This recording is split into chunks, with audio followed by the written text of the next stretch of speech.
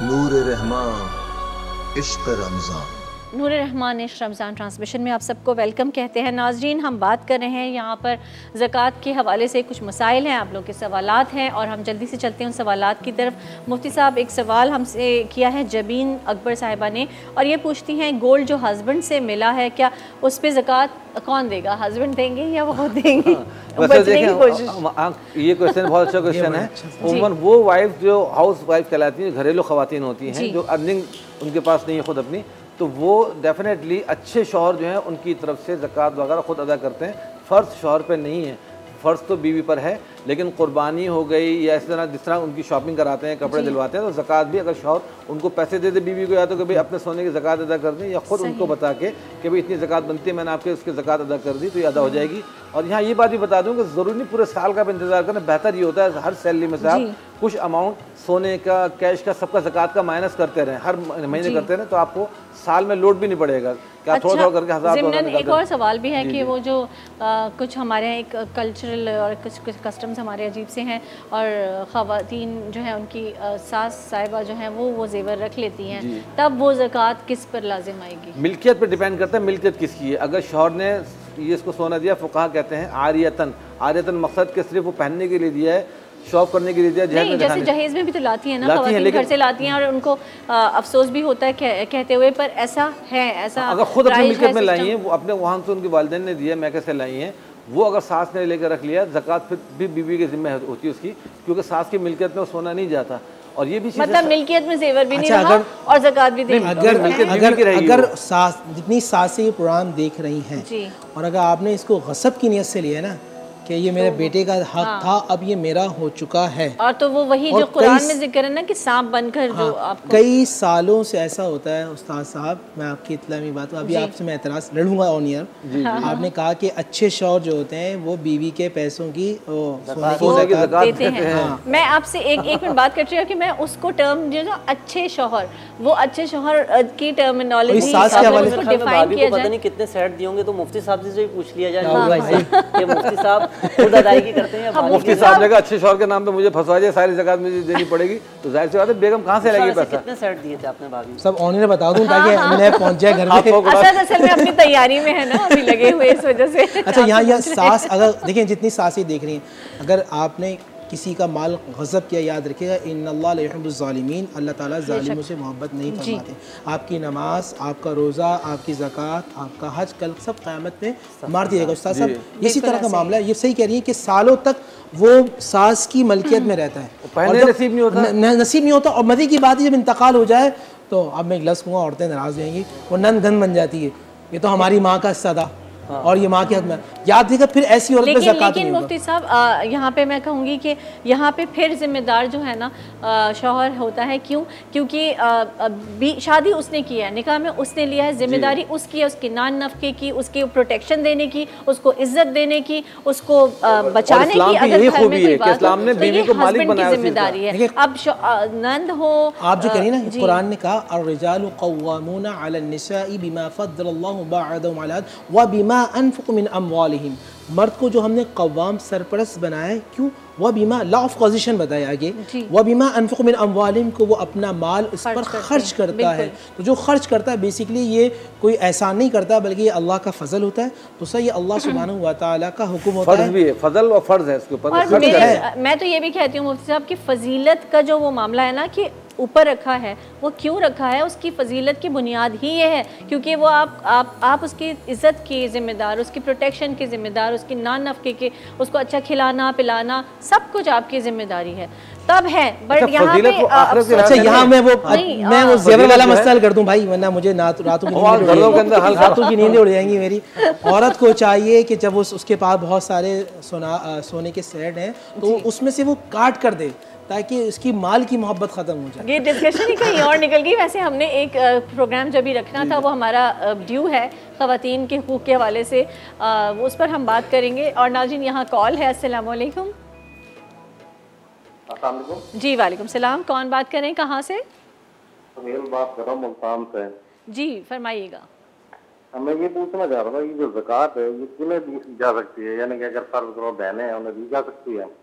और दूसरा ये पूछना था, यानी कि ज़कात बता के देनी की ज़कात है या गिफ्ट की शक्ल में भी दे सकते हैं, अगले बंदे को महसूस भी ना हो।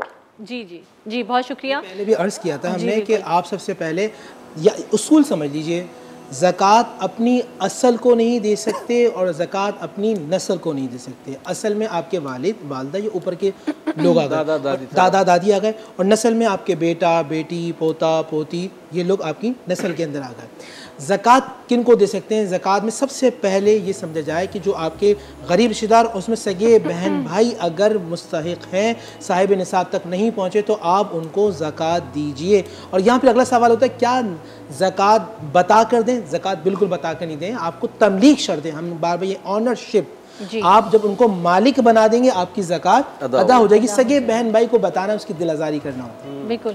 अच्छा, एक और सवाल है मुफ्ती साहब, क्या ज़कात सिर्फ सोने चांदी पर ही फ़र्ज़ है या जो कीमती पत्थर होते हैं जो घर में रखे हुए थे उन पर भी ज़कात है? वैसे हमारे जो उस्ताद मोहतरम थे हज़रत मुफ्ती अब्दुल सलाम साहब चाटगामी रहमतुल्लाह अलैह, जिनसे मुफ्ती का कोर्स किया हमने, तो उनके फतावा के अंदर ही लिखा है कि पत्थरों के ऊपर ज़कात नहीं है। ऐसे ही अच्छा, हीरो वगैरह पे नहीं, बाकी जो सोना चांदी या हमारे पास कोई एक्स्ट्रा चीज़ अगर ऐसी है जो हमारे ऑफिशियल या प्रोफेशनल यूज़ में ना हो, जैसे सेलफोन बहुत महंगे वाले 2-3 रखे हुए हैं, या लैपटॉप के महंगा रखा हुआ है, या एक्स्ट्रा कुछ चीज़ होती है जो हमारे इस्तेमाल में नहीं है, अगर शौकिया लिया हुआ है, बहुत महंगे कैमरे, लोग डिजिटल कैमरे लेते हैं शौकिया, अगर मैंने कहा ना ऑफिशियल और प्रोफेशनल उसका यूज़ अगर नहीं है, वैसे शौकिया लिया है, तो उन तमाम चीज़ों पर ज़कात आएगी कैश समेत। कैश जितना हमारा वो इंक्लूड होगा, और बाकी एक्स्ट्रा चीज़ें खुद शौक में जब हम लोग ले लेते हैं इस तरह उन चीज़ों पर होगा। यूज़ में अगर है 10 सेलफोन भी है तो उस पर फिर ज़कात नहीं होगी। इसी तरह प्लाट के हवाले से आता है। अच्छा, हाँ, ये अभी एक सवाल ये भी है हमारे पास कि अगर किसी के पास 3-4 फ्लैट्स हैं या प्लॉट्स हैं और उसमें शराकतदारी भी है और वो वहाँ रिहाइश नहीं है पर वो लेके रखे हुए हैं, तो उसके हवाले से? हाँ, देखिए सेविंग के हवाले से ये एक तो जो प्रॉपर्टी का बिजनेस करते हैं, प्रॉपर्टी सेल परचेज करते हैं, उन पर तो तमाम चीज़ें, प्लॉट्स हों या फ्लैट्स हों, घर हों, उन पर ज़कात आएगी उनकी मालियत पर। लेकिन वैसे अपनी मिल्कियत में लेकर रखे हुए हैं, किराए पे दे रखे हैं, तो उसकी किराया जो आ रहा है वो सेविंग हो जाती है, उसकी निसाब की मकदार, तब उसके अर्निंग के ऊपर ज़कात दी जाएगी, वरना उसकी मालियत पे ज़कात नहीं होगी। 2-3 अगर फ्लैट्स वगैरह हैं या प्लॉट्स लिए हुए हैं, तो प्लॉट्स वगैरह जो लोग लेते हैं अपने सेविंग की नीयत से लेकर रखे हुए हैं, तो उस पर फिक्स बेचने की नीयत में रखे हैं तो उस पर ज़कात नहीं होगी। लेकिन जिनका बेचने का पक्का इरादा है कि बेचूंगा उसका प्रॉफिट कमाऊंगा, तो फिर उस पर ज़कात आ जाती है। अच्छा, देखिए, इसमें एक फ्लैट हो मिसाल के तौर पर या एक प्लॉट हो, अगर नीयत ये है कि मैं इसको बेचूंगा और बेचने के बाद इससे जो प्रॉफिट होगा उससे और नया ख़रीदूँगा, अब इस पर जैसे 1 साल पूरा होगा, हमारी गलत फहमी ये होती है कि रमज़ान के अंदर ज़कात है। नहीं, इस तरह ये बाबर फरमा रहे हैं, हौलाने हौल, जैसी 1 साल मुकम्मल होगा, वो शबान में हो, वो शव्वाल में हो, वो ज़िक़त में हो, वो ज़िलहज, फ़ौरन आपको ज़कात देनी होगी। अगर आपने पैसा आपके पास है, अल्लाह सुब्हानहू व तआला ने आपको अता फरमाया, आपने 10 प्लॉट ले लिए, बेचने की नीयत नहीं है, आपने 100 फ्लैट्स ले लिए, बेचने की नीयत नहीं कि बढ़ाते चलाऊँगा, अल्लाह का फजल होगा, तो अब इस पर ज़कात नहीं हुई। ये फिनोमेना है। इस्लाम ये चाहता है कि पैसा सर्कुलेट करता रहे, आप रखें नहीं। सोने का भी यही है, चांदी का भी यही है, पैसे का भी यही है, प्राइस बॉन्ड का भी यही कि आप उसको स्टोर ना करें। जिस तरह पानी खड़ा खड़ा बदबू पैदा कर देता है, वो बदबूदार हो जाता है, इसी तरह माल रखा रखा दिल मुर्दार हो जाता है। इस्लाम चाहता है कि इसकी सर्कुलेशन होती रहे ताकि आपका दिल जिंदा रहे। जी, कॉल है हमारे पास। अस्सलाम वालेकुम। जी जी, अस्सलाम वालेकुम। वालेकुम सलाम। कौन बात कर रहे हैं, कहाँ से? इस्माइल लालपुरिया बात कर रहा हूँ, कराची से। जी, फरमाइएगा, क्या पूछना चाहेंगे? मैंने मुफ्तियान से मालूम करना था कि ज़कात जो है वो कैश की सूरत में दी जाए या जैसे माल आजकल लोग राशन, कपड़ा और दीगर चीजें जो लेके दे देते हैं, तो क्या उससे ज़कात अदा हो जाती है या हम पैसों का मिल्क बना दें कि उसकी मर्जी वो कहीं पे भी खर्च करे? सही जी, मुफ्ती जी, सबसे बेस्ट तो वैसे ये कि जो ज़रूरतमंद अगर है सफ़ेद पोश तो आपको कैश दे दें। अब न जाने उसकी क्या ज़रूरत है, बिजली के बिल में भरना हो, घर के किराया भरना हो, बच्चों की फीस भरनी हो, तो सबसे बेस्ट है। लेकिन फिर भी अगर उस ज़कात के पैसे से आप कोई चीज़ खरीद कर दे देते हैं, रिफा आम में तकसीम नहीं करते बल्कि किसी को मालिक बना के दे देते हैं, राशन वगैरह कुछ, तो उसकी ज़कात अदा हो जाएगी। आप भी कुछ अच्छा, इसके अलावा ये भी पूछा है किसी ने कि क्या ज़कात से किसी के तालीमी अखराजात उठाए जा सकते हैं? उसके अंदर भी होगा कि तालीमी अखराजात उनको फीस का पैसा यानी मालिक बना दिया जाए, उनके पेरेंट्स को पैसे उसके मंथली चाहे दे दें। बाज़ दफ़ा ऐसा होता है ना कि लोग चाहते हैं कि हम खुद डायरेक्ट पे कर दें, डायरेक्ट पे कर सकते हैं उसकी तरफ से। आप उसके पूरे साल के मिसाल के तौर पे यतीम बच्चा है, मैं लोगों को मशवरा दूंगा आज, जैसे मैं ब्रेक में बात कर रहा था हज़रत से भी कि हमारी ख्वाहिश होगी कि इस प्रोग्राम से हमारी बख्शिश हो जाए, बिल्कुल हमारी मग़फ़िरत हो जाए। ये अशर मग़फ़िरत में अल्लाह हम सब की मग़फ़िरत उठा दे। तो मैं जो साहिब निसाब लोग हैं, साहिब सरवत हैं, मैं उनसे एक दरख्वास्त करूँगा, आप ये भी देखिए कि आपके अड़ोस पड़ोस में या जानने वालों में गरीब या यतीम बच्चे कितने हैं। मैं नियत कर लूँ कि यार मुझे 3 से 5 यतीम बच्चों के स्कूल में जाके मैं बात कर लूँ कि जी पूरे साल की फ़ीस कितनी है और पूरी साल की स्कूल की फ़ीस या जो भी उनके लवाजमात होते हैं वो पे कर दें। या इसी तरह अब दरमियाना तबका लॉकडाउन के बाद वो बहुत ज़्यादा नीचे आ चुका है। बिल्कुल वो 25,000 30,000 रुपये वो जॉब ज़रूर कर रहे हैं, लेकिन उनकी स्कूल की फ़ीसिस और ख़र्चे हज़रत साहब इतना हो चुके हैं, बहुत ज़्यादा मुश्किलात हैं। तो ऐसे बच्चों के ख़ास तौर पे ऐसे लोगों की किफ़ालत अगर वो करेंगे, क्योंकि ये सफ़ेद पोश लोग किसी घर नहीं जाते, ऐसे लोगों के बच्चों का या किराया दे दिया या 3-3 हमारे पास ऐसे लोग आते हैं 6-6 महीने किराया चढ़ा हुआ, लोग उठा के कहते हैं सामान बाहर फेंक देंगे।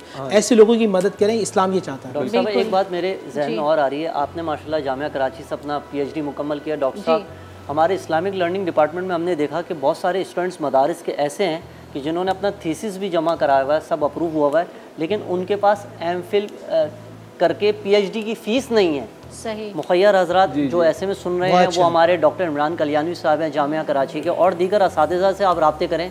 पूरे मुल्क की जामियात में ऐसे लोग हैं जो जिनके पास माली अखराजात नहीं है और वो अपनी तालीम कंटिन्यू करना चाहते हैं, तो ऐसे लोगों से रब्ता करें। बाज़ी बच्चियाँ भी ऐसी होती हैं कि पेरेंट्स के अर्निंग नहीं, बेचारी उनकी ज़रूरत होती है, चुपचाप हम कोशिश करते हैं कि मदद कर दें। बिल्कुल आसमां से नूर की बरसात है, नूर रहमान इश्क रमज़ान।